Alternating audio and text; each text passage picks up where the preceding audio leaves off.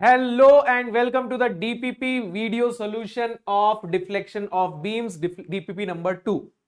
चलिए स्टार्ट करते हैं अपने पहले क्वेश्चन से। Deflection at end A for the beam of flexural rigidity E I as shown in figure is. आपको दो अलग अलग कपल दिए हुए हैं, ए पे लग रहा है 2m, बी पे लग रहा है n, और ए पे डिफ्लेक्शन निकालना है।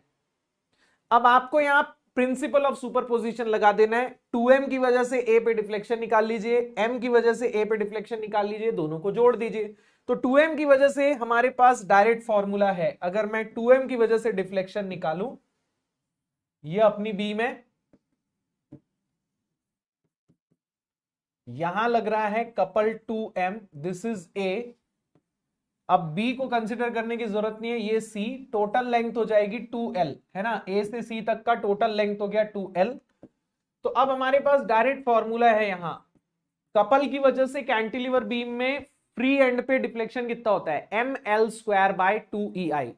अब यहां m की जगह आपको 2m दिया हुआ है और लेंथ की जगह आपको 2l दिया हुआ है, तो ml² 2ei, ये 2 कट जाएगा और ये हो जाएगा 4ml²4ml²/ei। This is the deflection at A due to couple 2m। Similarly मैं m की वजह से भी निकाल लेता हूं।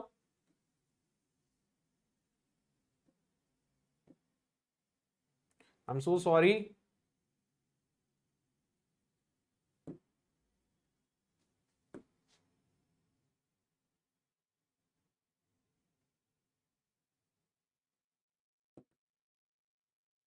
ओके। सिमिलरली मैं m की वजह से भी निकाल लेता हूं।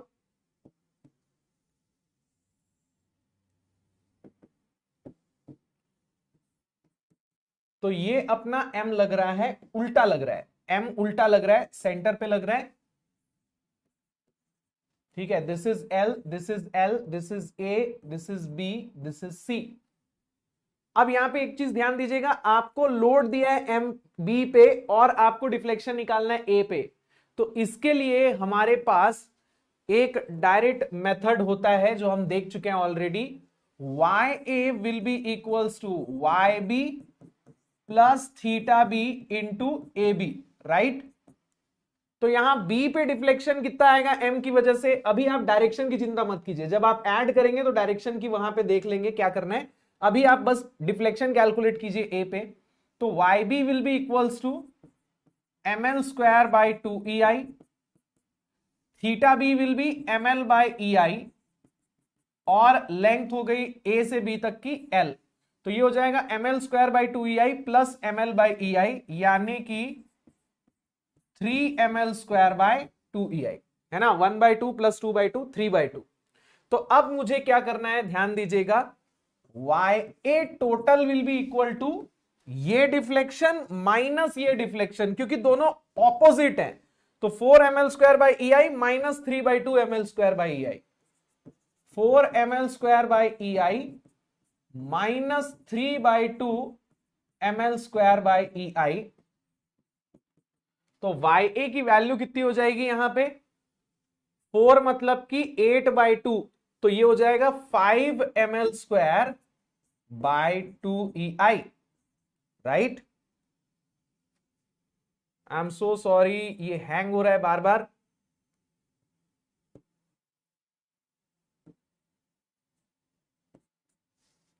The answer will be 5ml²/2ei। Negative क्यों, क्योंकि एक की वजह से नीचे डिफ्लेक्शन होगा, तो इसकी वजह से उल्टा ऊपर की तरफ डिफ्लेक्शन होगा।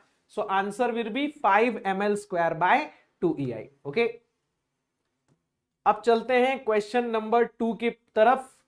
For the beam shown in figure, if flexural rigidity is 3 × 10⁴ kilo newton meter square, maximum deflection is. तो अब आपको यहां मैक्सिमम डिफ्लेक्शन कैलकुलेट करना है। कहां कैलकुलेट करना है, मैक्सिमम डिफ्लेक्शन ए पे आएगा, मैक्सिमम डिफ्लेक्शन ए पे आएगा, फ्लेक्सुरल रिजिडिटी दी हुई है। सिंपल सवाल है यार, इससे पहला जो सवाल बनाया था उसमें भी हम लोगों ने ऐसा निकाला था। आपको यहां वाई ए कैलकुलेट करना है, तो Y A will be equal to Y B plus theta B into A B. ये वाला कॉन्सेप्ट हम ऑलरेडी देख चुके हैं। अब y भी कितना हो जाएगा बेटा, m की वजह से y भी कितना होगा, ml² / 2ei। अभी आप ab को भूल जाओ, bc को कंसीडर करो, y भी कितना हो जाएगा, ml² / 2ei, 5 × 2² / 2ei। ei की वैल्यू दी हुई है कितनी, 3 × 10⁴। यहां कुछ भी कन्वर्ट करने की जरूरत नहीं है यूनिट्स, क्योंकि ये किलो न्यूटन मीटर में दिया है, ये भी किलो न्यूटन और मीटर स्क्वायर में दिया है, ठीक है। प्लस थीटा बी, तो थीटा बी कितना हो जाएगा, ml/ei, 5 × 2/ei, 5 × 2/ei multiplied by length of A B कितना है, length of A B 1 meter है। तो यहां से मुझे y मैक्सिमम यानी ya की वैल्यू मिल जाएगी, ये कितना हो जाएगा, this will become 5 × 2 plus 5 × 2 divided by 3 × 10⁴। तो मुझे मिल रहा है 6.67 × 10⁻⁻4 मीटर, है ना। अब इसको mm में कन्वर्ट करेंगे, 1000 से मल्टीप्लाई कर देंगे तो ये हो जाएगा 0.67 mm, लगभग 0.67 mm। The answer will B लगभग 0.67 mm, ठीक है। Question number 3, for the beam shown in figure, if flexural rigidity is 2 × 10⁴ kilonewton meter square, deflection at A is। Beam दी हुई है जिसके ऊपर एक ब्रैकेट लगा हुआ है, ठीक है।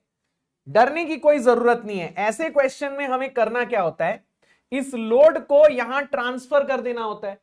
तो अगर मैं इसे ट्रांसफर कर दूं तो मुझे क्या मिलेगा, यह आपकी बीम है।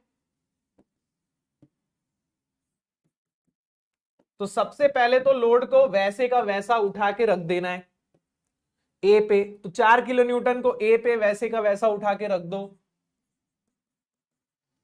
अब मुझे इस 4 किलो न्यूटन की वजह से ए पे एक कपल भी मिलेगा। कैसा कपल मिलेगा, क्लॉकवाइज कपल मिलेगा, क्लॉकवाइज कपल मिलेगा, है ना। और उसकी वैल्यू क्या होगी, 4 kilo newton into this distance 1 meter, तो 4 किलो न्यूटन मीटर। तो मुझे एक क्लॉकवाइज कपल मिलेगा 4 किलो न्यूटन मीटर, है ना। अब ध्यान देना बेटा, ये जो लोड है, ये लोड बीम को ऐसा डिफ्लेक्ट करने की कोशिश कर रहा है, और ये जो कपल है ये उल्टा इसको ऐसा डिफ्लेक्ट करने की कोशिश कर रहा है ना। कपल, अगर मैं कपल का आपको एरो जो है ना दूसरे तरीके से बना के दिखाऊं, क्लॉकवाइज को है ना, अभी इसमें शायद कंफ्यूजन हो सकता है, मैं ऐसा बना देता हूं, क्लॉकवाइज को मैं ऐसा बना देता हूं, उल्टा नहीं किया है मैंने, क्लॉकवाइज ही बनाया है। इसमें ना ज्यादा समझ में आएगा कि क्यों ये उल्टा डिफ्लेक्ट कर रहा है। तो लोड फोर्स नीचे की तरफ डिफ्लेक्ट कर रहा है, कपल उल्टा डिफ्लेक्ट कर रहा है। ये डिस्टेंस 5 मीटर है। तो अब मुझे अगर YA निकालना है तो फोर्स की वजह से फॉर्मूला क्या होता है, WL³/3EI, और कपल की वजह से ये माइनस हो जाएगा क्योंकि फोर्स डाउनवर्ड ले जाएगा तो ये अपवर्ड ले जाएगा। तो एक को पॉजिटिव लिया है तो दूसरे को नेगेटिव ले लो, आपकी मर्जी है, इसको पॉजिटिव, इसको नेगेटिव, या इसको नेगेटिव, इसको पॉजिटिव, जो आपको लेना है ले लो। अल्टीमेटली अपने को डिफ्लेक्शन का मैग्नीट्यूड निकालना है। तो W की वैल्यू हो गई 4, L हो गया 5, EI आपको दिया हुआ है 2 × 10⁴ kilo newton meter square, minus M की वैल्यू दी हुई है कितनी, M is equal to 4 kilo newton meter, length हो गई 5, EI इज 2 × 10⁴। तो YA की वैल्यू यहां से कितनी आ जाएगी,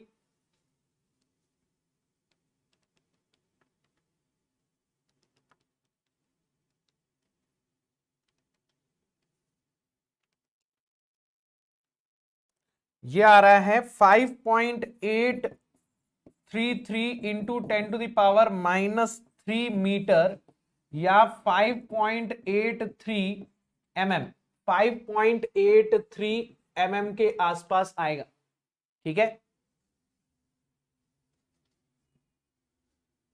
question number 4, for the beam shown in figure deflection at B is.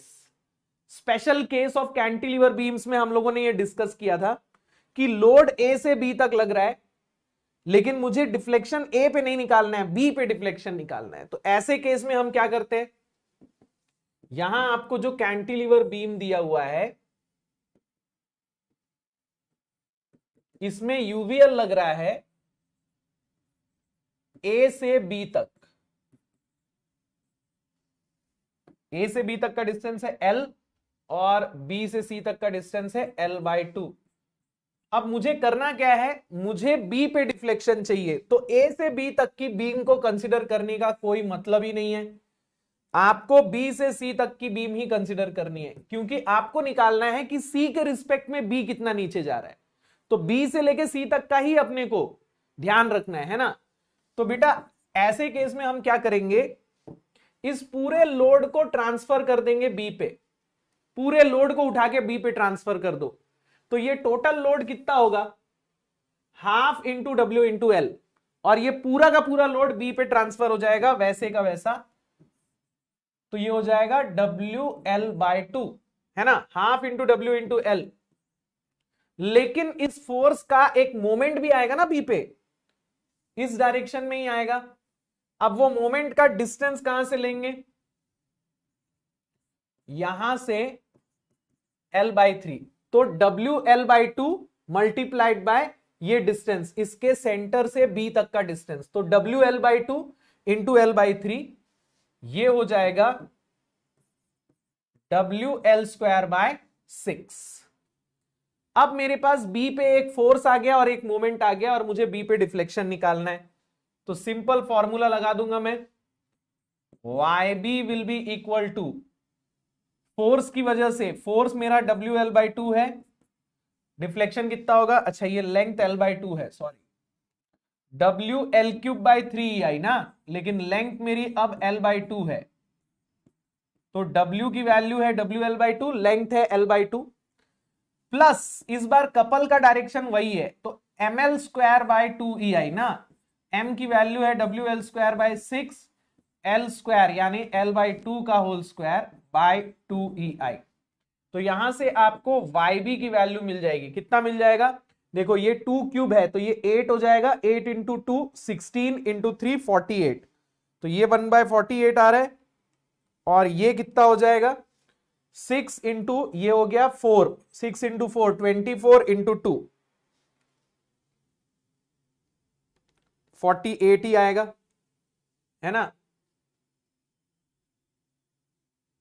तो ये आ जाएगा 1/24, तो ये हो जाएगा आपका WL⁴/24 EI। इतना आ रहा है क्या, WL⁴/24 EI। एक सेकेंड, कुछ तो गड़बड़ की है हमने, एक बार चेक कर लेंगे। 2 into 2 into 2 8 into 2 16 into 3 WL⁵/3EI, ठीक है, और ML²/2EI, तो M की वैल्यू है WL²/6, लेंथ है इसका L/2, तो L/2 का होल स्क्वायर ML²/2EI, ठीक है। तो ये हो गया 4, 6 इंटू 4 24, 24 इंटू 2 48, और ये हो गया 2 दूनी 4 दूनी 8, 8 दूनी 16 इंटू 3 48। तो WL⁴/24 EI, this should be the answer, right. Let me check once again, कहीं कैलकुलेशन में कोई गड़बड़ ना हो।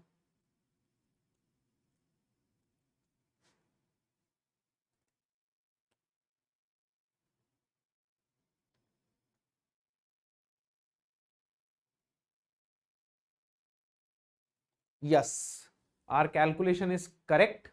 WL⁴/24 EI, this will be the answer. Okay, YB will be WL⁴/24 EI. Okay, चलिए question number 5. Consider the beam AB shown in figure below. Part AC of the beam is rigid. Part CB has flexural rigidity EI. Maximum deflection of the beam is. अब देखिए यहां आपको AC जो है वो दिया हुआ है रिजिड और सीबी दिया हुआ है फ्लेक्सुरल रिजिडिटी EI का। चूंकि AC रिजिड है तो A से C तक की जो बेंडिंग है उससे अपने को कोई मतलब ही नहीं है, A से C तक तो बेंड ही नहीं होगा। तो ऐसे केस में हम क्या करते हैं, लोड को पूरा पूरा C पे ट्रांसफर कर देते हैं। तो अगर मैं इस लोड को पूरा पूरा C पे ट्रांसफर कर दूं तो मुझे क्या मिलेगा, अगर मैं इस लोड को पूरा पूरा C पे ट्रांसफर कर दूं तो ये W इंटू एल हो जाएगा। This is A, this is C, this is B। तो पूरा पूरा लोड को मैं C पे ट्रांसफर कर रहा हूं तो ये हो गया WL। एंड अगर मैं इसका मोमेंट निकालूं सेंटर से, यहां L/2 डिस्टेंस होगा तो WL इंटू L/2, तो ये कपल आ जाएगा WL²/2। लेंथ L और L है। अब मुझे निकालना है क्या, maximum deflection, right. Maximum deflection आएगा तो A पे ही, भले A से C तक बेंडिंग नहीं होगी लेकिन B से C तक जो बेंडिंग होगी उसकी वजह से A भी नीचे जाएगा, तो मैक्सिमम डिफ्लेक्शन A पे ही आएगा। तो मैं इसको ऐसा लिख सकता हूं क्या, YA equals to YC plus theta C into AC, है ना। तो पहले मुझे YC और थीटा सी निकाल लेना चाहिए। तो थीटा सी कितना होगा बेटा, थीटा सी कितना होगा, अगर मैं BC को कंसिडर करूं बस, तो थीटा सी कितना होगा, लोड की वजह से हो जाएगा WL into L²/2EI plus moment की वजह से हो जाएगा M जो कि है WL²/2 into L/EI, WL²/2EI plus ML/EI। तो ये कितना हो जाएगा WL³/2EI, ये भी हो जाएगा WL³/2EI, ये आएगा WL³/EI। देन YC की वैल्यू क्या हो जाएगी, अगर मैं सिर्फ BC को कंसिडर करूं तो लोड की वजह से होगा W इंटू L³/3EI, अपना लोड है WL। मोमेंट की वजह से हो जाएगा ML²/2EI, अपना M है WL²/2। तो 1/3 प्लस 1/4, यह आएगा 1/3 प्लस 1/4, 7 WL⁴/12EI। तो आप थीटा सी और YC को उठा के यहां रख देंगे तो YA will be theta C यानी कि WL³/EI plus YC theta C into AC plus YC। AC की वैल्यू क्या है L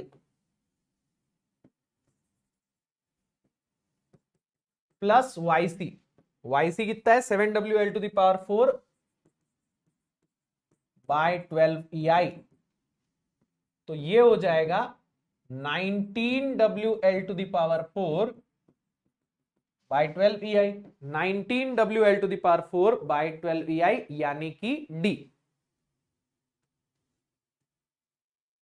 Question number 6. For the beam shown in figure, reaction at B is statically indeterminate beam है, continuous beam है, ठीक है। आपको A और B पे रोलर सपोर्ट दिया है, C पे हिंज सपोर्ट दिया है। रिएक्शंस कुछ इस तरीके से आएंगे, लेकिन मुझे सिर्फ अभी B का रिएक्शन निकालना है, तो ये हो जाएगा RB। अब B पे रिएक्शन निकालने के लिए आपकी कंपैटिबिलिटी इक्वेशन क्या बनेगी, अगर मैं इसको एक सिंपली सपोर्टेड बीम की तरह देखूं तो बी पे जो डिफ्लेक्शन आना चाहिए था, अब ये सपोर्ट की वजह से हो गया है 0। तो मैं ऐसा बोल सकता हूं YB इक्वल टू 0। अब YB जो है वो दो चीजों की वजह से आ रहा है, एक तो W की वजह से और दूसरा RB की वजह से। W की वजह से डाउनवर्ड, RB की वजह से अपवर्ड।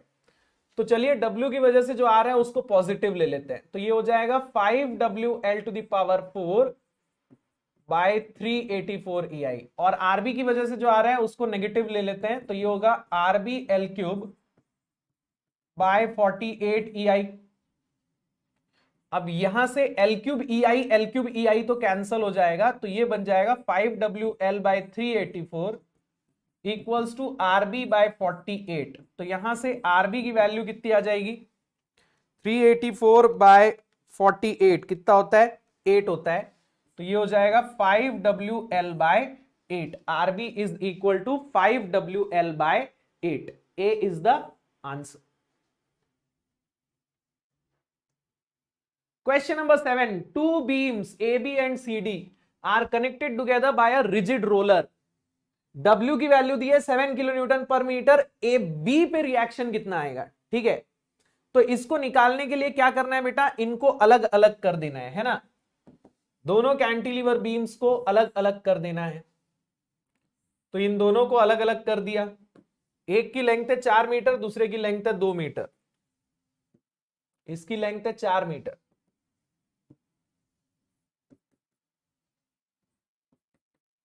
अब देखो इन दोनों पे ऑलरेडी 7 किलो न्यूटन पर मीटर का यूडीएल लग रहा है,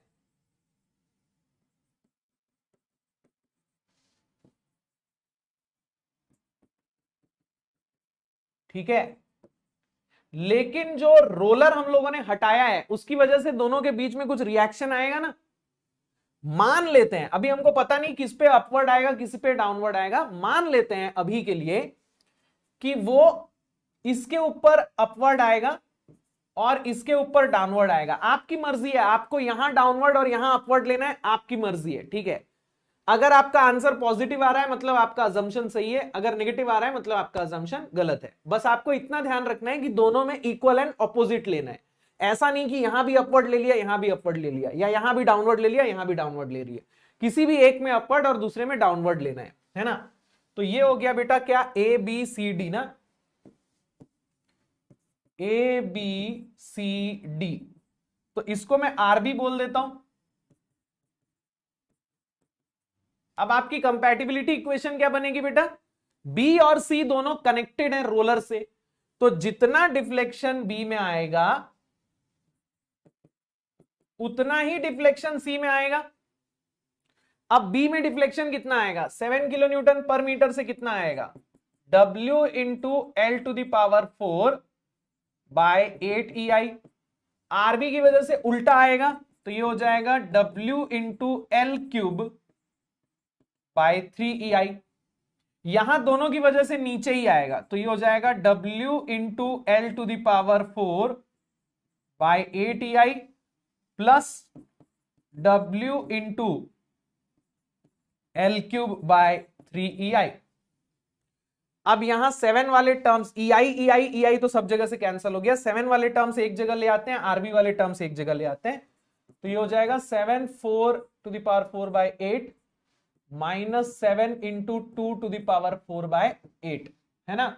इसको यहां ले आया, आरबी को इस तरफ लेके चले जाते हैं तो ये हो जाएगा RB into 4 cube by 3 plus RB into 2 cube by 3। अब इसको सॉल्व कर देना है,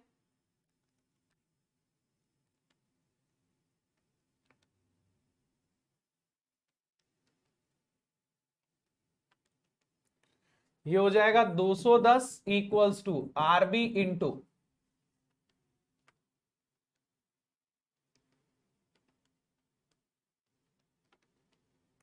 24। तो यहां से आरबी की वैल्यू कितनी आ रही है, 8.75 किलो न्यूटन, 8.75 किलो न्यूटन आ रही है, 8.75 kilo Newton,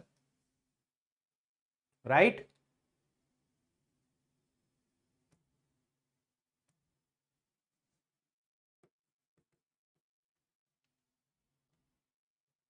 Question number 8. For a beam with internal hinge as shown in figure, flexural rigidity is 5000 kilonewton meter square. Deflection at C is. अब यहां पे भी सेम चीज करनी है, दोनों हिंज से जुड़े हुए हैं, दोनों को अलग कर देते हैं पहले तो। Let's break them. दोनों की लेंथ शायद बराबर दी हुई है ना, yes 4 meter 4 meter 10 kilo Newton पर मीटर है।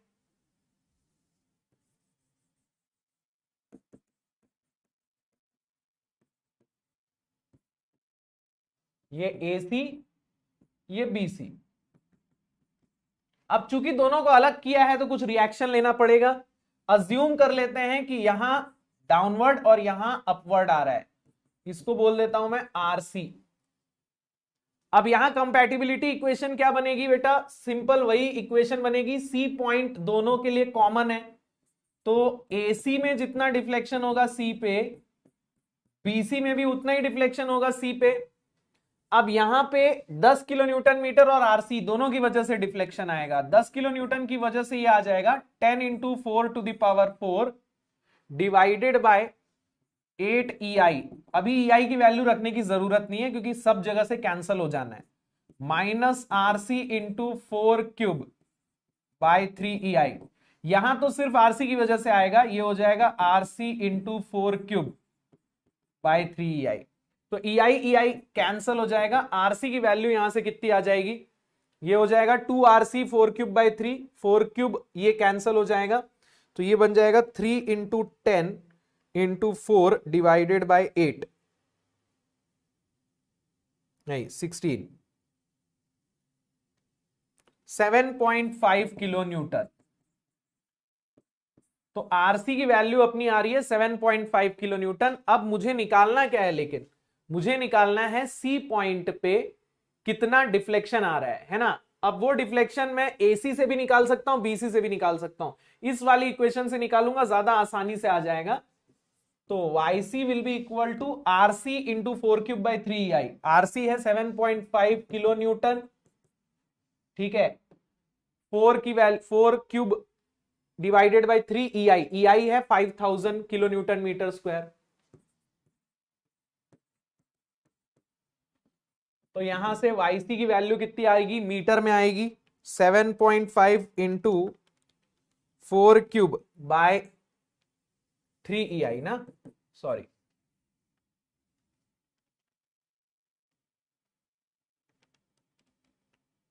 तो ये हो जाएगा 32 इंटू 10⁻³ मीटर या 32 mm। आंसर आ रहा है 32 mm, ठीक है। Two beams of rigidity EI are connected by a linear spring as shown in figure.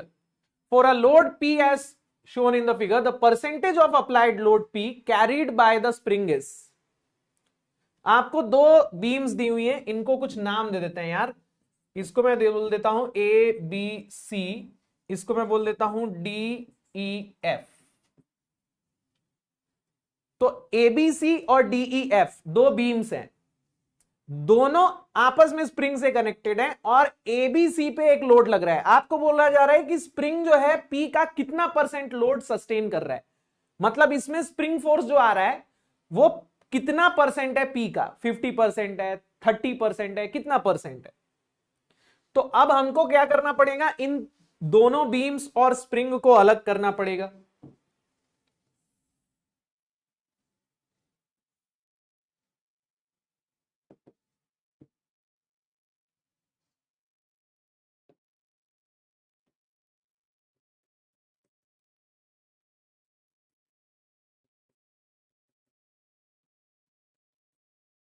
तो ये हो गया ABC, ये हो गया DEF, है ना।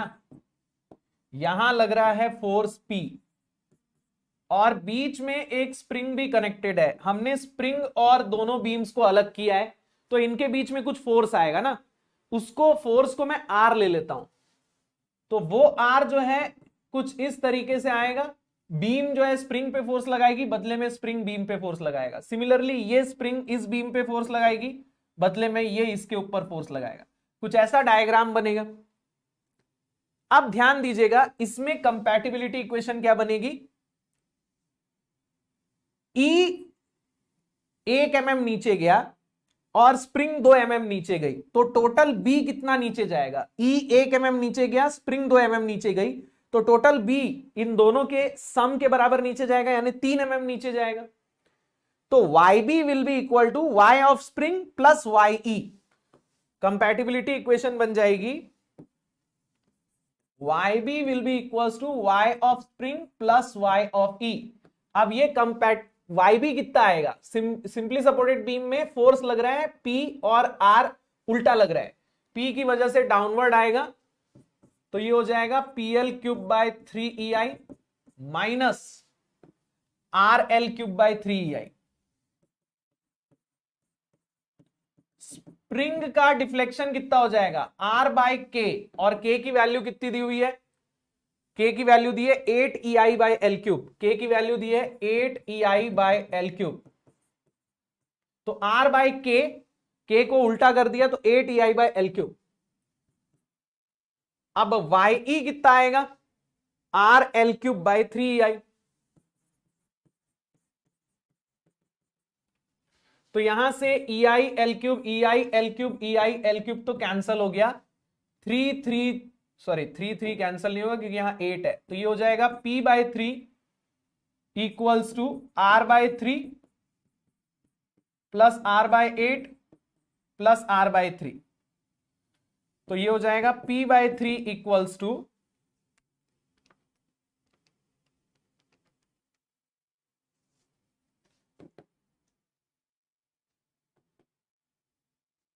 ओके, सो सॉरी, एक गड़बड़ कर दी है मैंने, यहां फॉर्मूला गलत लगा दिया है मैंने।